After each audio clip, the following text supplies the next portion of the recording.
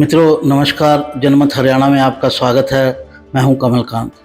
साथियों, नरेंद्र मोदी ने हरियाणा की मौज लगा दी है। हरियाणा को सबसे ज़्यादा परसेंटेज वाइज जो हैं वो मंत्री मिले हैं। 5 सांसद जीते हैं बीजेपी के और उनमें से 3 मंत्री बना दिए गए हैं।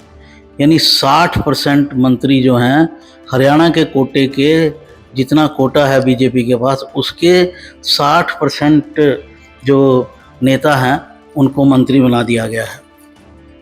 एक एक करके बात करते हैं, ऐसा क्यों किया गया, क्या कारण है इसके। राव इंद्रजीत हरियाणा के दक्षिणी इलाके में एक प्रभावी नेता हैं और अपने आप को मुख्यमंत्री का दावेदार मानते हैं। हालांकि वो कांग्रेस से आए हैं तो बीजेपी में उनको मुख्यमंत्री बनाने की संभावना थोड़ी कम लगती है। जब से वो आए हैं वो पहली बार से ही मंत्री बन रहे हैं और यादव समुदाय के हैं, अहीर समुदाय के हैं। इनको राव साहब भी कहा जाता है इस समुदाय को। तो हरियाणा, दक्षिण हरियाणा की 10-11 सीटें जो हैं उन पर अहीर समुदाय का दबदबा है और ये अपने बूते पर ये सीटें निकाल सकते हैं। लोकसभा की 3 सीटों को प्रभावित करते हैं। गुड़गांव की सीट तो है ही जिससे राव इंद्रजीत जीते हैं तीसरी बार, और पहले भी जीतते रहे हैं। और महेंद्रगढ़ भिवानी की जो सीट है उस पर भी अब अहीर समुदाय का काफ़ी दबदबा है। और रोहतक की भी एक कॉन्स्टिट्यूंसी में, असेंबली कॉन्स्टिट्यूंसी में इस वर्ग का दबदबा है।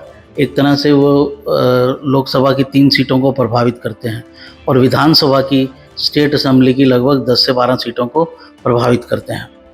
तो ये उनकी महत्ता है जिसकी वजह से उनको लगातार मंत्री बनाया जाता रहा है। इसके अलावा कृष्णपाल गुर्जर को मंत्री बनाया गया है, उन्हें भी लगातार मंत्री बनाया जाता रहा है। फरीदाबाद इलाके से हैं। इस बार लग रहा था कि उनको शायद मंत्री पद ना दिया जाए, लेकिन वो गुर्जर हैं और गुर्जर समुदाय जो है वो बीजेपी का एक पक्का वोटर टाइप है। 80% गुर्जर जो हैं वो बीजेपी को वोट करते हैं और गुर्जरों का जो प्रभाव है वो हरियाणा में है, राजस्थान में है और उत्तर प्रदेश में है। 3 प्रदेशों में इनका अच्छा खासा प्रभाव है।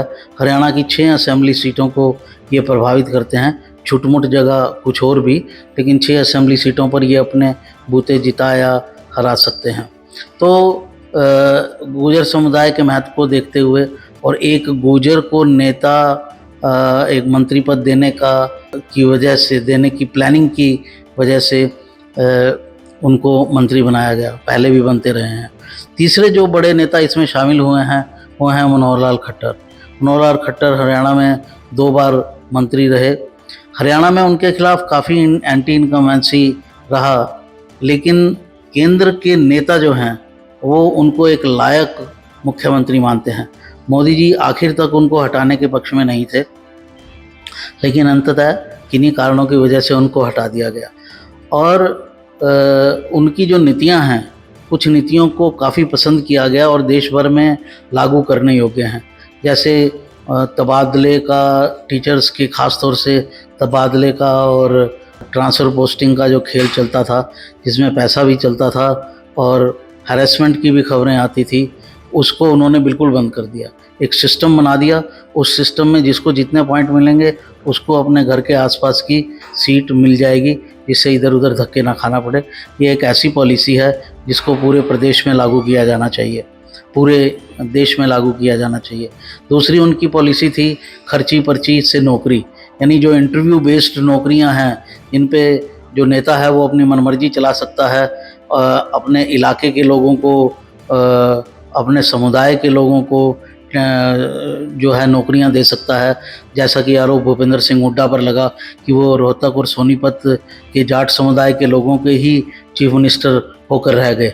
हालांकि उनको उसका लाभ भी मिला कि जब और जाट लीडरशिप रिसीड कर गई या समाप्ति की ओर बढ़ गई तो वो पूरे प्रदेश के जाट नेता हो गए। पर इससे बाकी समुदाय के लोगों को जो है काफ़ी झटका लगा, जिसकी वजह से 2 बार भूपेंद्र सिंह हुड्डा हारे भी, उनकी सरकार नहीं बन पाई और एक बार उनके पुत्र भी हार गए इसी पॉलिसी की वजह से। हालांकि इस बार वो जीत गए हैं। इसको उन्होंने ठीक किया मनोहर लाल खट्टर ने, और प्रधानमंत्री स्वयं कह चुके हैं कि उनकी कई पॉलिसीज़ तो ऐसे होती हैं कि हम केंद्र में भी उनको लागू करते हैं। तो एक ये बड़ी पॉलिसी उन्होंने लागू की। और भी बहुत सारी पॉलिसीज़ गिनवाई जा सकती हैं। किसानों के लिए भी उन्होंने बहुत काम किया, लेकिन उनकी टीम में एक प्रॉब्लम थी, उनकी टीम उनका नरेटिव नहीं गढ़ पाई। अगर वो एक प्रॉपर उनके पास मीडिया टीम होती तो उनका नरेटिव गढ़ के उन्हें एक बड़ा नेता बनाया जा सकता था, बड़े नेता जितने उन्होंने काम किए। लेकिन वैसा ना होके उनके खिलाफ एंटी इनकम्बेंसी होता गया, क्योंकि एक तो वो एक ख़ास समुदाय से थे, जिसे लेकर कुछ दूसरे समुदायों में बड़ी परेशानी रहती है कि ये लोग क्यों आगे बढ़ रहे हैं, और जबकि ये प्रदेश ये बाहर से आए लोग हैं। अभी तक भी वो भाव चल रहा है। तो एक तो ये कारण था, और दूसरा मनोहर लाल जी की अपनी कमी थी कि वो अपनी कोई मीडिया प्रॉपर टीम ना बना सके जो नरेटिव बना सके। सोशल मीडिया टीम बनाने से, फेसबुक पे आपकी घोषणाएं करने से टीम नहीं बनती है, नरेटिव नहीं गढ़ा जाता है। नरेटिव गढ़ा जाता है आपकी अच्छी स्कीम्स की आपके बारे में बताकर कि आपने ये स्कीम्स बनाई और इससे जनता को लाभ हुआ। जैसे कि खर्ची पर्ची की स्कीम का उनको लाभ हुआ, और ये काफ़ी सारे लोग कहते हैं, लेकिन उसके इर्द गिर्द एक ऑरा नहीं क्रिएट किया जा सका मनोहर लाल के पक्ष में, और ये उनकी टीम की खासी कमी थी। उनको शायद अपनी वो एक नैरेटिव बनाने वाली टीम हासिल नहीं हुई।